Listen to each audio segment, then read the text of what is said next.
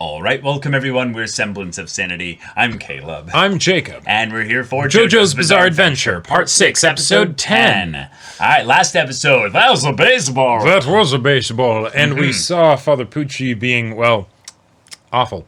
Yeah. Yeah, it was rather gross. Yep. Pontificating in a very condescending and dehumanizing way. While then also showing why he's the primary antagonist in that he basically created a merc for his own ends here and sent them after Jolene and company. But now, that's terrifying. It is terrifying. The idea that, if this is what is going to be the stand encounter of the week setup here, that Jolene, you're going to need some more help. You're going to need some more help for sure. But this is also a potential trail for Father Pucci because, again, he can't just give stands to people willy-nilly. Right. He has to get to know them so that way he can find a stand that will match the person that he's dealing with. Right. And if they start then backtracking along the lines of where this person might have encountered someone that would have given them a stand. Right. Well, then, yeah, that's a nice little detail they could look into there. Also, they could then utilize characters like Emporio, for instance, to do some scouting on their behalf. That would be wonderful. But yeah, y'all, without further ado, let's get into this. Oh, I love the organ music in the background. Yeah. Okay.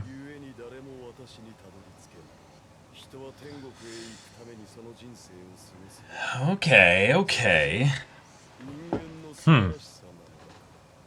Gotcha. So what do you call what you do? Savage Garden. Head to the courtyard. Oh, them again. Okay. Yep. Ooh.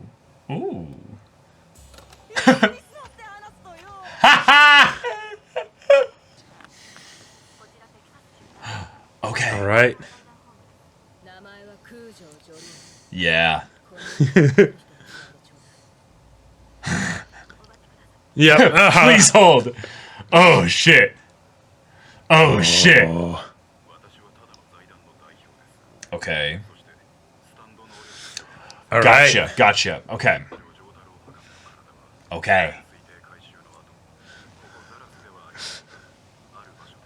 Whoa. All right. I love it. To keep him stable. Okay.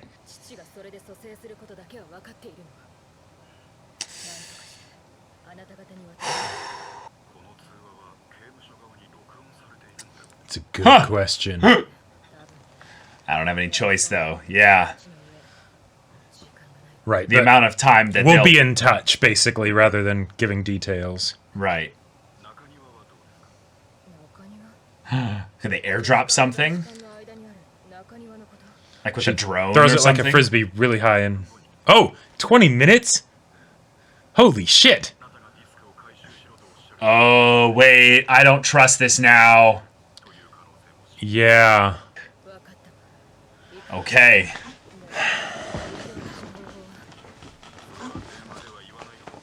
Okay. Savage Garden. All right. I want this to be the Speedwagon Foundation. We have to be meeting another stand user. Yes, let's learn the layout. Of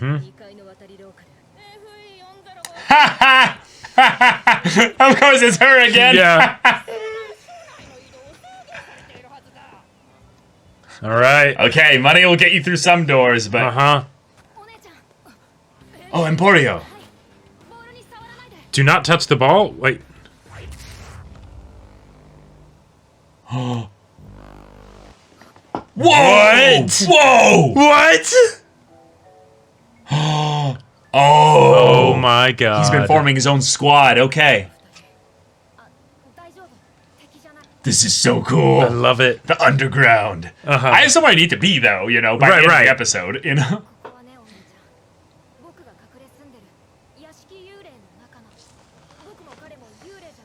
Okay.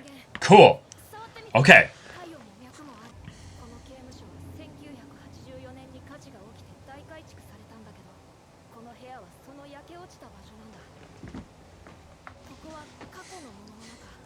Whoa!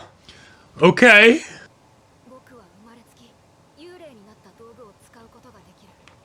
Oh shit! Oh shit! Oh my god! Whoa!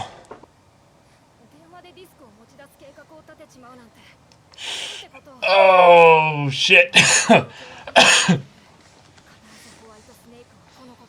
Eventually, but not necessarily soon. Maybe just once he finds out that she got on the phone. Oh, good point. Alright. Oh, the trash can! Yeah. Okay. Alright.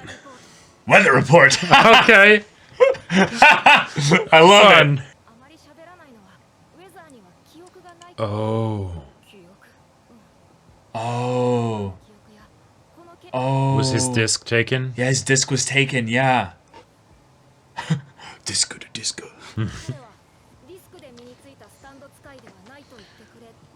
Okay, that's good to know. Yeah. Interesting. Yeah. What is it? Weather? I guess, yeah. Oh shit. He is Storm, literally basically. Storm.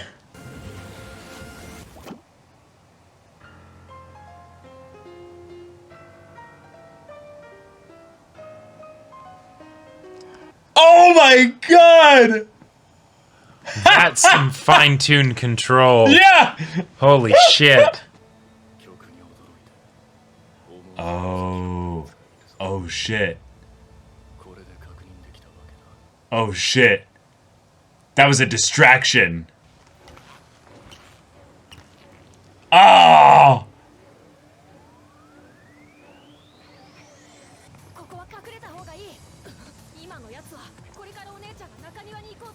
Uh-huh. Alright. Ho ho. Ugh! We got Storm and Toad. Yep. I Bruh. love that the shoes are tied to his feet. Yep.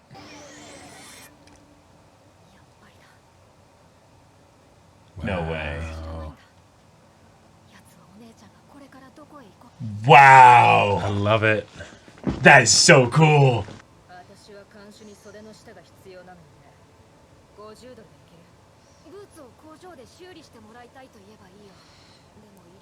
Okay.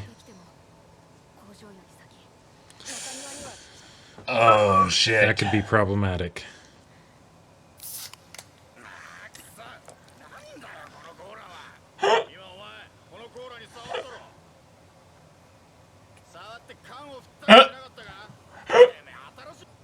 Your soda's floating, dude. Yeah.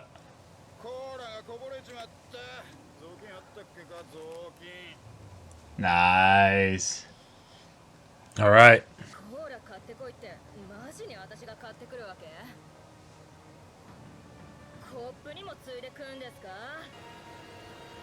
Yeah. Oh shit. Shit's floating. Stand user.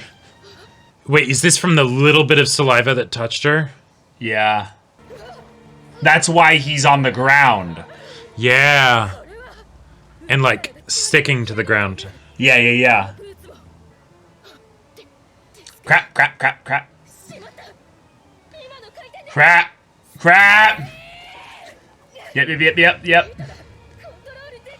Oh no. Oh shit. Oh damn, that's a problem. Uh-oh. Uh-oh. Ah! Oh no.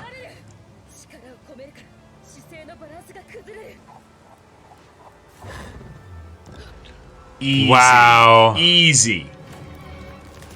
No! Oh shit. Oh,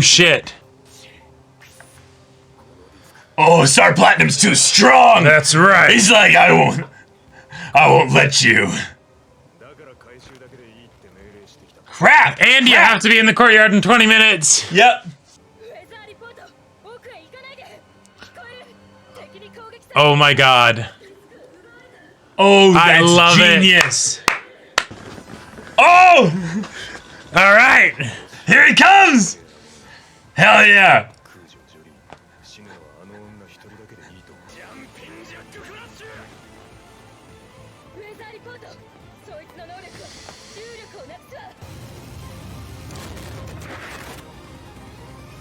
Oh! Oh! Hell yeah! Oh! But there could be electricity in there, and if there's electricity, we can get magnets now!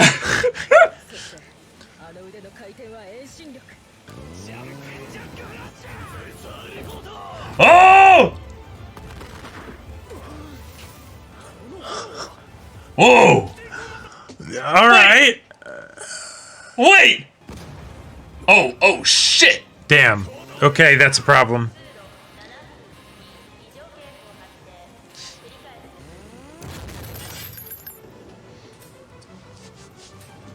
Oh shit! Oh no! Crap.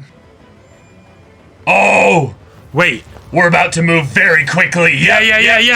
I love it. Yep. Oh my love god! Let's go! Oh! Whoa! We're flying. Oh! But he got away with the disc. He probably jumped off down a different corridor. I think we'll have to wait on him for now while we go to the courtyard. Oh my god. Ah! Oh, all boy. right, we got ourselves the boys half of the squad. We really did. And that makes total sense of how they would be introduced, because Right.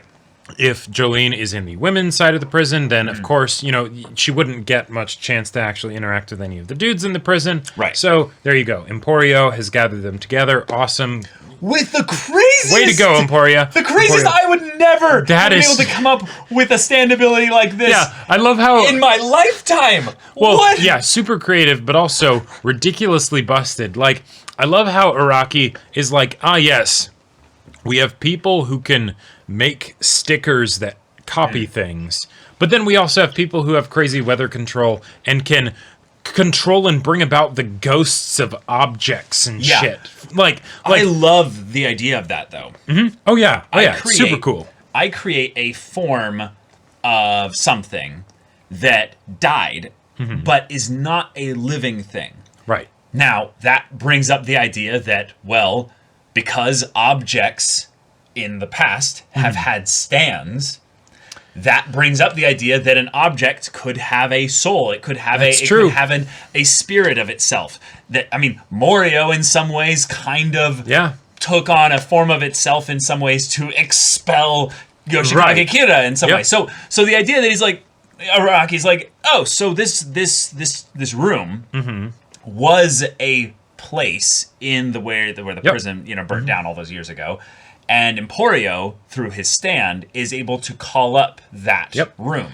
And his limitations is such that he cannot actually... Right, he can't get, like, permanent benefit from, like, this stuff. Right. Like, because it's still a ghost, basically. Yeah. But he could live in this space, right? But he is a physical, human, living person. But one of the other reasons why I also love this, in addition to the fact that it's a very powerful ability that can, influence the plot in various ways. Great get out of jail free card. Yeah, great. I was waiting for that. Yeah. But it's also something where it's a means by which we can have more of that classic JoJo's exposition about the world that these characters inhabit. Something that is, I mean, we love it when it happens, right? But a lot of the times it's kind of on the nose and like doesn't necessarily fit in with the other stuff that's happening, but that's part of the JoJo style. With this, no. This is an actual mechanical reason of why the stuff would be brought up. And he's getting around the prison very, very carefully. Very carefully, because if anyone saw him doing this kind of maneuvering in the prison, they would be able to tell that something is wrong. Right. Even though he's using his stand. Yeah. He's a physical person that is doing some very non-physical stuff. Right, exactly. Yeah. In some ways, to them, he would probably feel like a ghost. Sure. Which is actually really funny because that's what I thought he was. Right. And if you think about it, who's to say that we're not ghosts and that ghosts are real and they just move through us because we're not real? You know, like, I mean, aren't we just ghosts piloting flesh mechas? I mean, sure, yeah, like, ghost in the skeleton, you ghost know, in the, ghost in the skeleton. skull, yeah, right. But you know, but so having that kind of reversal is wonderful because it's taking something that is pre-established in JoJo's of like ghosts of things and setting it up where it's like, oh, is this dude a ghost? No, not actually. No. Yeah, the things are the ghosts, and his stand is what allows him to control them and to move through them. Oh my god! I mean, hey, yeah, yes. In some ways, it's like one of the most useful things they could have in this prison, but it's also something that's really sad, given that his mom died. And if you think about it, his stand probably would have been the desire upon which he had to communicate with his mom. Sure, but he didn't get that. Right. He got the ability to interact with objects, which is like, oh, different kind of ghost. That's just depressing. Yeah. Like he came so close. Yep. But and he could probably like, depending on how long his mom was in this prison, he could probably actually connect with her in some ways through like seeing the things, like the way the prison was back when she was here, you know, like, yeah, that would be more for him, like connecting with the not actually experiences mom, that she had, not necessarily directly with her, though. right, exactly, as far as I understand the way this stand works. Yep but because there is a time aspect of it. There is a time aspect of it, that when in this space they are in that time, but there are no living things here because they are not what's being summoned up. Yeah, and because there's a limitation to the ghosts in that, like, he's not able to just conjure up the entire ghost of the prison building as it was before. Right. You know, it's this specific room. So they can't just travel anywhere in the prison. Right. That'd be a bit busted. But the idea that there would be other things that he could maybe grab them and put them in different spots in the prison and be like, this is another checkpoint place for me. This is another checkpoint place for me. Yep. And then he can grab them and put them into like his own, little pocket. Yep. I love that. The implications of the way Emporio has then scouted out this entire prison and seen maybe way too much. This kid has had to grow up quite a bit, probably in the last, however old he is. The fact that this child went around recruiting other stand users for the small army that they're going to need in order to run this prison and defeat White Snake and all of that, and Father Pucci. Right. That's impressive. Way to go, It is impressive. Way to go, kid. Yeah. And now we have our 3-3. Yep. We have the almighty 6 now, the perfect squad. We're set. Part 6. Yes, for part 6, and one of them dipped out of the room once Jolene showed up, so he's probably going to go do something in the meantime. Makes sense. There's a lot of, they have their own motivations and things that they've got to be up to and everything. Cool. Right. Also, having Weather Report be someone that is a bit less talkative is a great way to be able to make the stand encounter move along quickly, the plot of the episode, without needing to fully get introduced to this character, even though he does show a lot of personality. Right. A lot of it is very quick exposition from Emporio to be like, here's all his details. Here's the reason why he's doing this on the bare minimum. He's going to be very helpful for you, Jolene. Right. Incredibly helpful. Yeah. Turns out he's actually a bit of a counter for the stand you're up against because, you make things weightless? Oh, that's cool. That makes me even better. Yeah. Oh, wonderful. Yeah. Oh, yeah. Now we can basically just fly. All right. Like, all right. Now, but there was that complication of the enemy stand user got Star Platinum. And got the disc. And while they got to the factory, that wasn't necessarily the direction that the enemy stand user went. The enemy stand user could have dipped and gone out another corridor or hallway, which means two things, potentially. One, their mission to go to the courtyard is null and void until they actually get Star Platinum again. Right. But the idea is that Star Platinum is perfectly safe.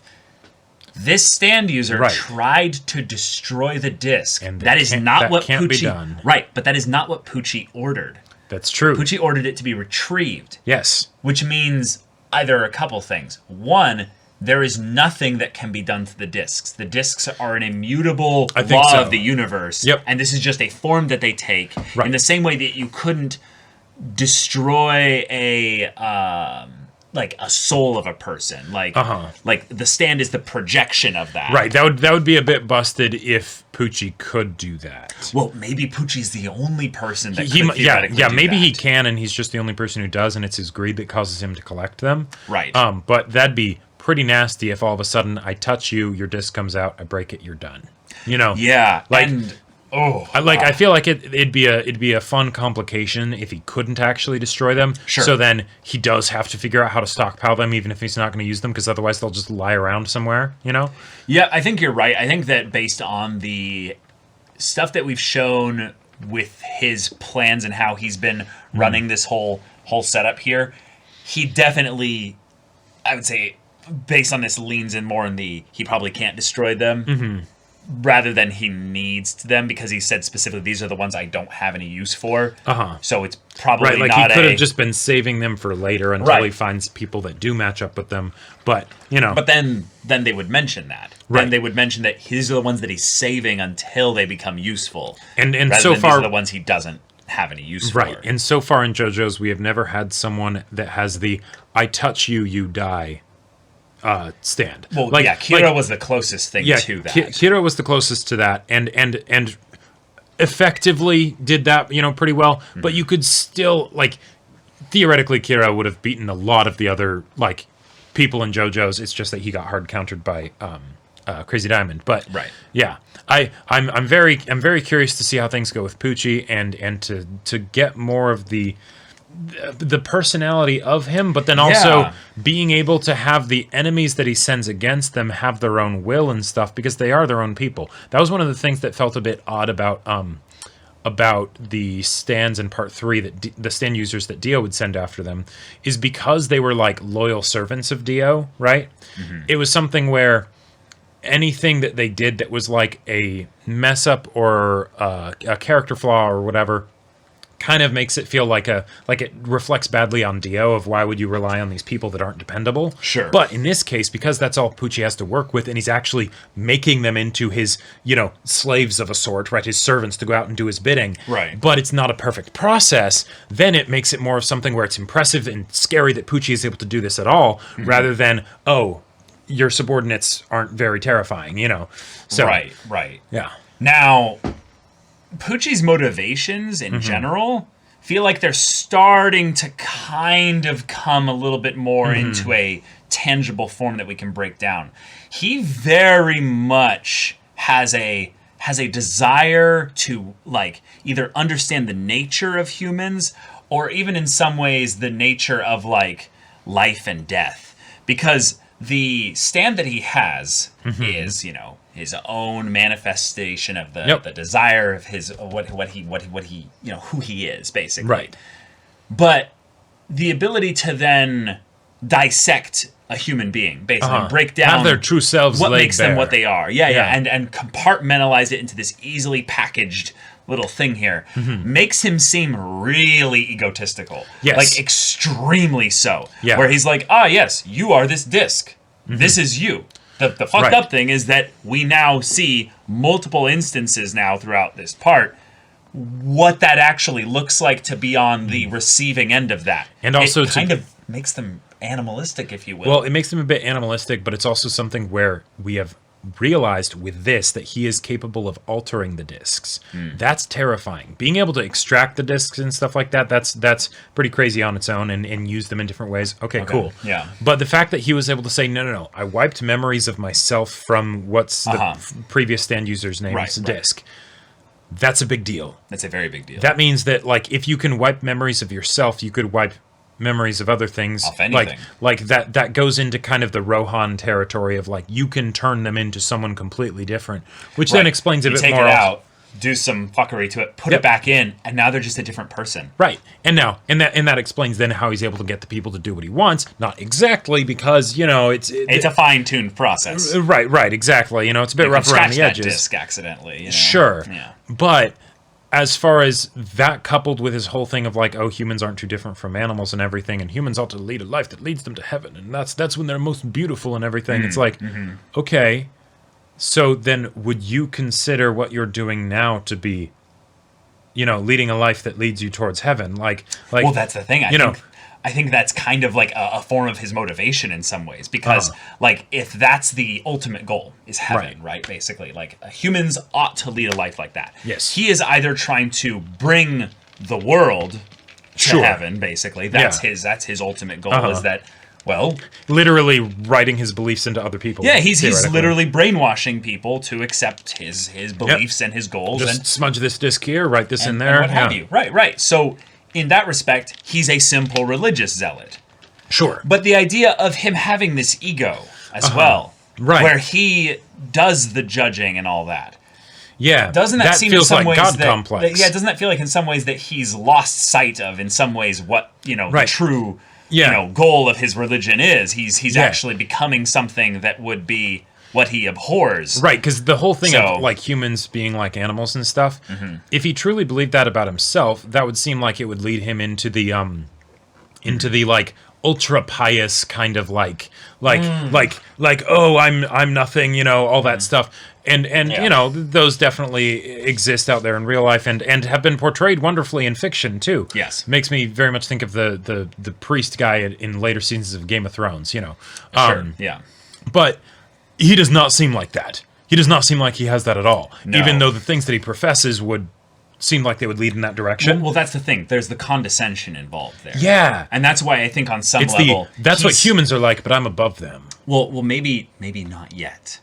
Right. I'm working on that. I will become closer to God by being like God. I think in some ways this is his thing there, is that he's basically trying to do the thing that every human has wanted to do, which is basically touch that aspect of divinity. Sure. And that's a very clean and easy to understand motivation. Yep. But the way he's going about it feels very obtuse. Yeah. I don't see him trying to do the typical I will become God kind of villain, which is I will enhance myself. Sure. He seems to be very much trying to understand and pontificate about the human condition. Right. While overseeing this prison, like, I get that you have, like, you can experiment on people, with your stand and everything at this prison because, it's going to go unnoticed. Like, and that, maybe that's all the motivation he needs, right? Sure. But I feel like possible. the fact that he's here would make sense for it to also be based on his ideology, And I'm not sure how that fits into everything. Okay. So on the simplest level, he has a contradiction inherently here. Sure. He's a philosopher by the nature of him being into religion and all that. Yeah, that too. Yeah. But he's going potentially at this whole thing kind of like a scientist, which is weird because he's experimenting of sorts by putting the discs into people and stuff like that. And he's been doing this at least for a while. Right. So whatever I think it was said that he was the one who killed Emporio's mom. Right. So why has he been doing this for so long? What has he not figured out? What has he not grasped about what he's doing here? Because he doesn't get any sick pleasure from this. Right, unless he it actually doesn't seem like he does, really. Right, unless it's something where he believes in him doing this is like the act of doing it is enough, where it's like, yes, I am by making a simple servant. Right, by bringing these people closer to God, it sort of elevates himself as, or just he's fulfilling his purpose, Yeah, that could totally be it. Yeah. He's like, I believe that I've been given a mission from God to do these things. Or on a mission from God. So I will keep doing them until I've been given a new mission, which this is something that I'm really potentially excited about.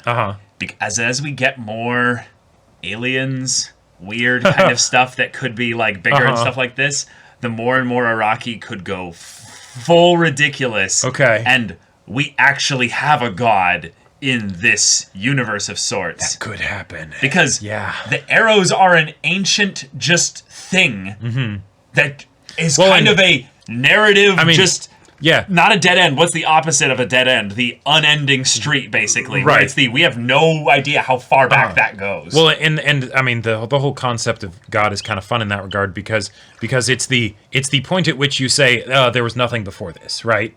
And then whatever that is, I guess that's God. Right? I mean, the thing that came first. Sure, but you could even go for the more humanistic approach where it's no, stands have been around for a while. And the true expression of God would be basically a person that had fused perfectly with their stand, right? They had become spirit and flesh. So And White Snake might even be doing that potentially. Well, okay. With the whole thing of maybe walking around inside his stand, you know? Oh, gotcha. I thought you were going to say that, like, Araki's going to do something of, like, yes, different people throughout history actually were using stands. Even Jesus was actually just a very proficient stand user, you know? Yeah, that'd be something. Yeah, his stand was called Blood to Wine. No, his would be knocking on heaven's door. You know? But as Araki goes more into the lore of the JoJo's world and everything, and going further back and whatnot, it makes sense that some of this stuff would be brought up, and a priest as a villain could be a great way for that to happen. To service that kind of world building. Especially given that he has enough of an ego that he would absolutely be the type of person to exposit. Right? Yes, like to himself. To himself, to Jolene if they ever meet. To his God, you know. To his God, to the people that he, shepherds or whatever, right? Sure. So that's he's an exciting tool as a villain in the story. Yeah, I feel like he is very similar to Kira in that regard, where he can absolutely carry his part of the show himself. His part of the show himself. Yeah. He doesn't need it to be dependent on someone else, right? He doesn't need to have a dopo. He doesn't need to just be plotting the things of how he's going to defeat the JoJo's, right? Oh, shoot. You know? Oh, shoot. Wait a minute.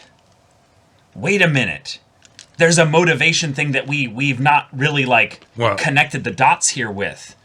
What was the whole deal with employing the guy in the beginning, the guy that actually got Jotaro? It was because he wanted Jotaro's memories. Well... And he wanted something from there specifically. Right. So maybe we just think about what he might be after. Right, I feel like it'd be new information, unless... Like something that we as the audience don't know either, you know? Right, but what would Jotaro know that no other human being would know? Maybe stuff about the stand arrows or things like that, or maybe this could theoretically be kind of trippy if he's wanting to get closer to God and there are these ancient relics and things like that. Maybe he wants to search through the memories of the person who's interacted a lot with the Speedwagon Foundation. But also doing a lot of studying on just humanity in general. Right, but also the fact that Jotaro is a marine biologist, it might be something where he also maybe explores the ocean, and stuff like that to try and recover more relics or Jotaro's something. marine biology had nothing to do with him being a dolphin guy. Right, because he's actually he's an ocean exploring the ocean depths. Indiana Ocean or something like that, right? Oh shit. And so then maybe that's this guy trying to maybe he believes that the stands and stuff are basically gifts from God or whatever. Sure. Hell, you could even have him believe that stands are the Holy Spirit or some shit. And then it's okay, by getting into the history of how these come about, I can get closer to God or something like that. Sure. No, I really like this because my thought was, well, he wanted Star Platinum. And I think I just forgot in my mind that he obviously doesn't want Star Platinum. Right. He wanted Jotaro. He wanted Jotaro's memories. He wanted Jotaro's, experiences to be all laid out in a nice little disc in front of him. So why haven't we seen him, playing the disc and being no, damn it, this isn't it. Skip, put it on 2 times speed. Okay. Yeah. Or just every once in a while, he's just sitting there meditating, and then his stand, pulls it out of him, and he's just fuck, that guy's head is a bag of cats, It's just one-liners in there. Right. Or damn, he killed a lot of people. Right. But again, these are things of why I love Pucci as a villain, because anytime you have a villain that truly believes in something, really believes in something, not just pontificates to help them sleep at night, that gets into some very interesting explorations of how they could get so fucked up that they do all of this stuff because it lines up with whatever their weird beliefs are, and then of course the setting being a prison leads to that perfect aspect about where their human nature is something that we just end up basically breaking the laws of society and end up being reverting to them. our animal natures or whatever, or just the idea of whether or not even our idea of the justice that should be, from Pucci's mind, probably a form of divinity, the idea of it being fair, balanced, and equitable. But it's no, people in this prison are not necessarily here for just Anything reasons. but, yeah. So if anything, wouldn't God see this whole system as a really fucked up thing in a lot of ways? Yeah. Like it's man's bastardization of what, you know, justice should be. And that can be a nice backdrop for why, you know, Jolene is the main character. She's here unjustly and because of the manipulations of man. So then you, Poochie, are actually kind of... He believes he's God's justice or something, and that's why everything you also that he does manipulated this here. So do you even really believe what you believe? Well, right, and that's why I feel like the God complex is an easy one to go into, because then it's the I decide what is right. You know? Right. Yeah. Okay, well that was pretty fun, but yeah, the episodes left us off with a part 1 style cliffhanger, and this is something that I'm very excited for, to have more team-ups. More team-ups, and as far as reasons to have a multi-part, stand encounter, this is a great one. Two objectives. Yep. It's get Star Platinum back and get him to the Speedwagon Foundation. A lot of the other ones... Limit. Right, in a time limit. A lot of the ones in previous parts, even the ones that were some of my favorites, like in part 5, where it was just episode by episode, it was really gripping. It did feel kind of like arbitrary of what's going on, why the stand users are here, why this mission in particular needs to be gone into with such detail, right? Yeah. Whereas this, it's like, no. This is if we get this is a concrete big checkpoint that will not be taken away of progress towards bringing Jotaro back. Yeah, it feels like Araki is getting better and better and better at writing simple stories that have a cast of really not simple characters and powers and abilities and stuff. Exactly.